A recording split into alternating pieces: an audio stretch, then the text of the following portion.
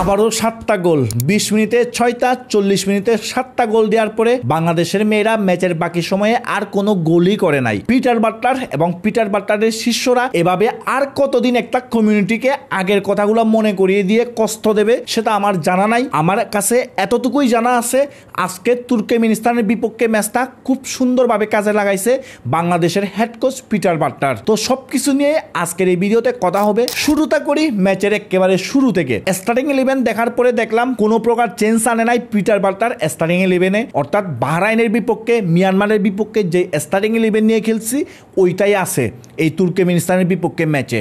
তো আমি চিন্তা করতেছিলাম পিটার বাটলার কি এই ম্যাচে কোনো প্রকার পরীক্ষা নিরীক্ষা করবে না, কিন্তু ম্যাচের মধ্যে গিয়ে দেখলাম স্টার্টিং 11-এই মূল পরীক্ষা নিরীক্ষাটা করতেছে পিটার বাটলার। সেটা কেমনে? সেটা হচ্ছে মনিকা, মারিয়ামান্দা এবং স্বপ্না রানীকে আজকে আলাদা আলাদা পজিশনে খেলানো হয়েছে। যেমন আমরা এর আগে ম্যাচে বাহরাইনের বিপক্ষে এবং মিয়ানমারের বিপক্ষে দেখে আসছি ডবল পিভটে স্টার্ট করতো আমাদের মিডফিল্ডাররা, ডবল পিভটে থাকতো মারিয়ামান্দা এবং স্বপ্না রানী, তারপর আপার পজিশনে খেলতো আমাদের মনিকা চাকমা। কিন্তু আজকে দেখলাম মনিকা চাকমা এবং স্বপ্না রানী শুরু করছে ডবল পিভটে এবং আপার পজিশনে শুরু করছে মারিয়ামান্দা। আমার কাছে মনে হয় মারিয়ামান্দা বাহরাইনের বিপক্ষে কিন্তু ডবল পিভট থেকে আপার পজিশনে গিয়ে ও কয়েকটা ফাইনাল থার্ডে ভালো ভালো পাস দিছিল এবং কয়েকটা ভালো অ্যাসিস্ট করছিল এবং কয়েকটা ভালো আপনার চান্সও ক্রিয়েট করে দিয়েছিল বাংলাদেশের ফরওয়ার্ড লাইনকে, যার কারণে মূলত আজকে পিটার বাটলার দেখতে চাইছে মারিয়ামান্দা আপার পজিশনে কীরকম করে বা মনিকা চাকমা ডবল পিভট রোলটাতে কীরকম পারফরমেন্স করে।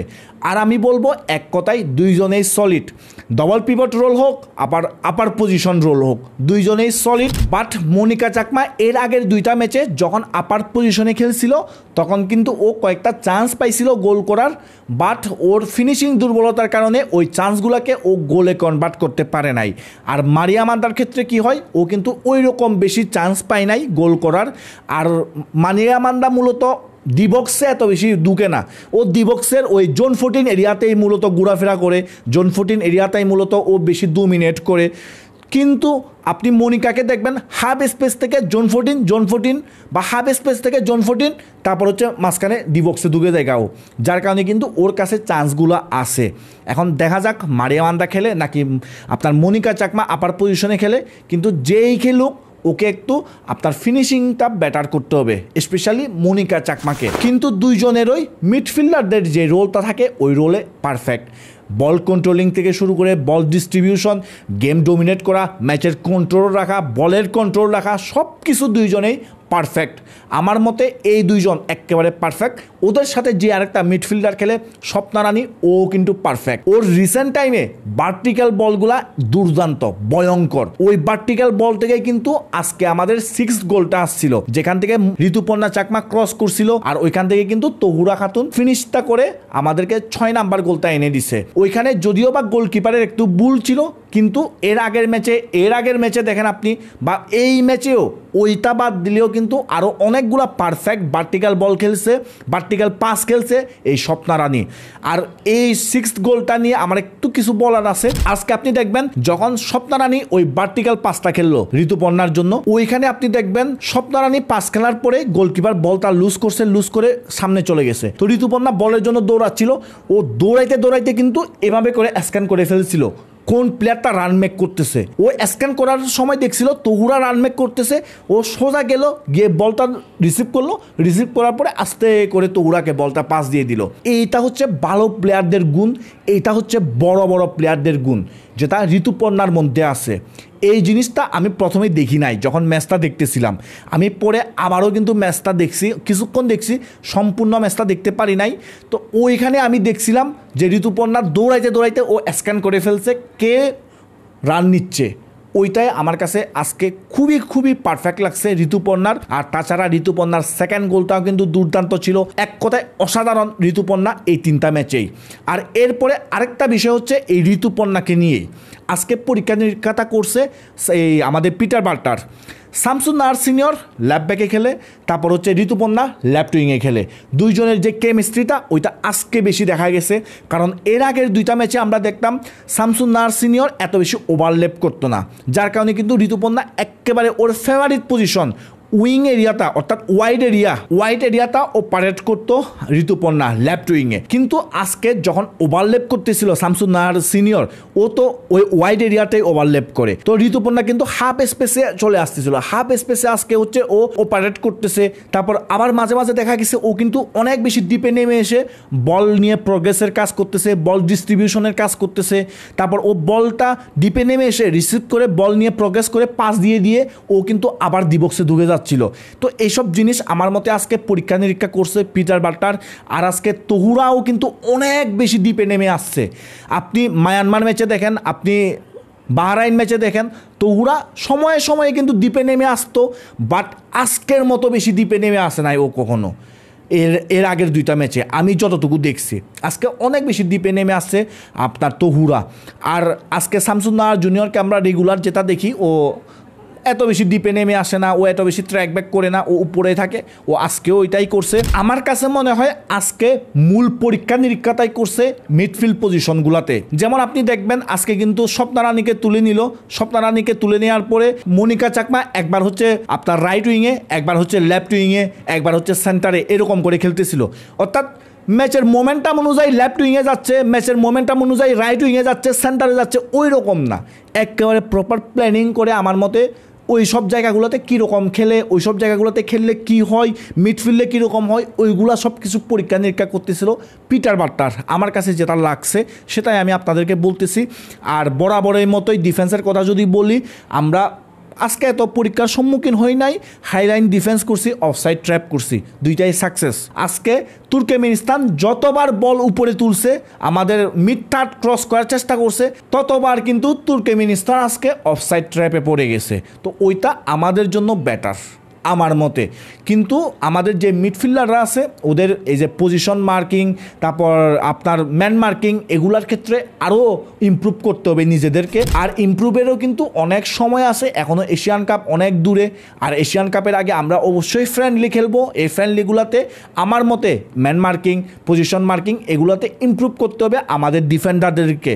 আজকেও কিন্তু পজিশন মার্কিংয়ের ক্ষেত্রে একটু এলোমেলো লাগছিল, কিন্তু কোনো সমস্যা না, ইমপ্রুভ করার এখনও অনেক সময় আছে আমার মতে। আর আজকের ম্যাচে শামসুন নাহার জুনিয়রের ফিনিশিংটা একটু বেটার লাগছে আমার, অর্থাৎ বাহরাইন ম্যাচে এবং মিয়ানমার ম্যাচে ফিনিশিং যেরকম ছিল এর থেকে একটু বেটার লাগছে শামসুন নাহার জুনিয়রের ফিনিশিং। শামসুন নাহার জুনিয়র স্পিড ভালো, শামসুন নাহার জুনিয়র মোটামুটি ভালো কিছুই করে উইংয়ে, কিন্তু ওর যে ফিনিশিংটা, ওর যে মানে পজিশন সেন্স, ওইটা একটু বেটার করতে হবে আমার মতে। দেখেন আপনি আজকে কিন্তু ওর ফিনিশিং বেটার ছিল, যার কারণে দেখেন দুইটা গোলেই কিন্তু ও ভালো ফিনিশ করছিল। কিন্তু ওর পজিশন সেন্সের কথা কেন বললাম, ঋতুপর্ণা যখন লেফট উইং থেকে ক্রসগুলো করে, ওকে দেখবেন আপনি ও মাঝে মাঝে ফার পোস্টে থাকতেছে, কিন্তু ওর হাইটের কারণে ও কিন্তু ওইখান থেকে হ্যাড করতে পারে না। আবার আপনি মাঝে মাঝে দেখবেন ও কিন্তু ওই ফার পোস্টেও থাকে না। ঋতুপর্ণা যেখানে বলগুলা ক্রস করে ওকে আপনি ওই জায়গায় পাবেনই না বেশিরভাগ সময়, মাঝে মাঝে তবে পাবেন ওকে। তো ওই কারণে আমার কাছে মনে হয় এই শামসুন নাহার জুনিয়রের এই যে পজিশনিং সেন্সটা, এটা একটু ইমপ্রুভ করা প্রয়োজন। আমার পার্সোনাল ওপিনিয়ন বলতেছি, আমি যতটুকু দেখছি তার হিসেবেই আমি এই কথাটা বলতেছি। আমার মতে আরেকটা বড় পরীক্ষা নিরীক্ষা করছে আজকের ম্যাচে পিটার বাটলার, সেটা হচ্ছে আমাদের যে সাবস্টিটিউটগুলো ছিল ওই জায়গাতে। আপনি দেখবেন এর আগে আমরা মুনকি আক্তার, সাগরিকা, এই দুইজনকে বেশি নামাইছিলাম, কিন্তু আজকের ম্যাচে অনেক কিছু চেঞ্জ করছে পিটার বাটলার। এদেরকে একেবারে ম্যাচ টাইমই দেয় নাই। আমরা যেখানে মনে করছিলাম এদেরকে আজকে ম্যাচ টাইম দেবে, আজকে যেমন সাবস্টিটিউট হিসেবে প্রথমে আনা হইল সেকেন্ড হাফে শুরুতেই গোলকিপার পজিশনে রূপনাকে তুলে নিয়ে সন্ধ্যা রানী মণ্ডলকে নামালো, তারপর ঋতুকে তুলে নিয়ে ওইখানে উমেলা মারমাকে নামানো, তারপরে আমরা দেখলাম শাহেদ আক্তার রিপা নামছে, তারপরে আমরা দেখলাম মোসাম্মদ সুলতানা নামছে। তো এইগুলো আমার কাছে মনে হয় খুবই ভালো ডিসিশন। এবং এরপরে আরেকটা দেখলাম আমরা সেকেন্ড হাফের শুরুতে হালিমা আক্তার, যে হচ্ছে সিউলি আজিমের পজিশনে খেলছিল, অর্থাৎ রাইট ব্যাক পজিশনে খেলছিল। আর এই যে পাঁচজনকে আজকে সাবস্টিটিউট করছে, তাদের মধ্যে উমেলা মারমা ম্যাচ টাইম পাইছিল বাহরাইন ম্যাচে, বাট এত বেশি পায় নাই, 10 মিনিট মতো পাইছিল মনে হয়। এই উমেলা মারমা আজকে এত বেশি বলের সাপ্লাই পায় নাই লেফট উইংয়ে, কিন্তু আজকে ও যতবার বল সাপ্লাই পাইছে ওর খেলা আমার ভালো লাগছে। ও যেভাবে বল কন্ট্রোলিং দেখাইছে আজকে আমার কাছে খুবই ভালো লাগছে। এখন দেখা যাক সামনে কি করে, আশা করি আন্ডার 20-তে ও চান্স পাবে, ওইখানে ভালো কিছুই করবে আশা করব আমি। আর এরপরে হালিমা আক্তারের কথা যদি বলি, হালিমা আক্তার আজকে পারফেক্ট ছিল রাইট ব্যাক পজিশনে। তার মানে আমরা এটা ভাবতে পারি যদি শিউলি আজমকে সাবস্টিটিউট করতে হয় আমরা ওই জায়গায় হালিমা আক্তারকে নামাতে পারবো এবং হালিমা আক্তার ভালো কিছুই করবে। আমার কাছে হালিমা আক্তারের পারফরমেন্স আজকে সলিড লাগছে ডিফেন্সে। আর আজকে ও একটা বল ক্লিয়ার করছিল একেবারে স্লাইড মেরে, ওইটা আমার চোখে এখনও বেজে আছে। আর এরপরে যদি বলি সাইড আক্তার রিপা, এরপরে হচ্ছে মোসাম্মদ সুলতানা, ওরা বরাবরের মতোই খেলে গেছে। আর গোলকিপার পজিশনে যে খেলছিল স্বর্ণা রানী মণ্ডল, ও খারাপ কিছু করে নাই, যেগুলা বল মানে ক্লিয়ার করার ছিল ও ক্লিয়ার করছে ভালো মতো, মোটামুটি অ্যাডভান্স পজিশনে গেছে। কিন্তু এখনও ম্যাচ টাইম মাত্র পাওয়া শুরু করছে, ওর আরও বেশি ম্যাচ খেলতে হবে, ওর আরও বেশি গেম সেন্স বাড়ানোর জন্য। আর যত বেশি ম্যাচ খেলবে গোলকিপাররা তত বেশি গেম সেন্স বাড়াতে পারবে। তো আশা করি আস্তে আস্তে এরাও ভালো হবে, মানে গোলকিপাররা যারা নতুন আসতেছে। দেখা যাক সামনে কি হয়, কারণ এশিয়ান কাপের এখনও অনেক সময় বাকি আছে। আর এর আগে কিন্তু আমরা এশিয়ান কাপের প্রস্তুতি হিসেবে ফ্রেন্ডলি ম্যাচ খেলবো অনেকগুলা। তো ফ্রেন্ডলি ম্যাচে কে কীরকম করে আরও প্লেয়াররা নিজেদেরকে কতটুকু ইমপ্রুভ করে সেগুলো দেখতে পারবো। আর কয়েকদিন পরে কিন্তু সাব আন্ডার 20 চ্যাম্পিয়নশিপ আছে, ওমেন চ্যাম্পিয়নশিপ, ওইখানেও বাংলাদেশ খেলবে বসুন্ধরা কিংস এরেনাতে। তো ওইখানে যারা ফুটবলার চান্স পাবে, অর্থাৎ ন্যাশনাল টিম থেকে যারা চান্স পাবে ওরা কীরকম করে সেগুলো আমরা দেখতে পারবো। আর আরেকটা বিষয়, সাউথ এশিয়া থেকে কিন্তু ইন্ডিয়া অলরেডি কোয়ালিফাই করে ফেলছে। আর নেপালের খেলা চলতেছে উজবেকিস্তানের বিপক্ষে, 3-3 গোলের ড্র এখনও পর্যন্ত। দেখা যাক নেপাল কোয়ালিফাই করে নাকি উজবেকিস্তান কোয়ালিফাই করে। সাউথ এশিয়া থেকে 2টা টিম কনফার্ম, ইন্ডিয়া এবং বাংলাদেশ। বাংলাদেশ তো অনেক আগেই করছে, আজকে ইন্ডিয়া কনফার্ম করছে থাইল্যান্ডকে হারানোর মাধ্যমে। দেখা যাক সাউথ এশিয়ার টিমগুলো কীরকম পারফরমেন্স করে এখন। আর আজকে এই বাংলাদেশ ভার্সেস তুর্কমেনিস্তান ম্যাচ নিয়ে আপনার কি মতামত সেটা আপনি কমেন্টে জানাবেন। আর আপনাদের সাথে দেখা হবে নেক্সট কোনো ভিডিওতে।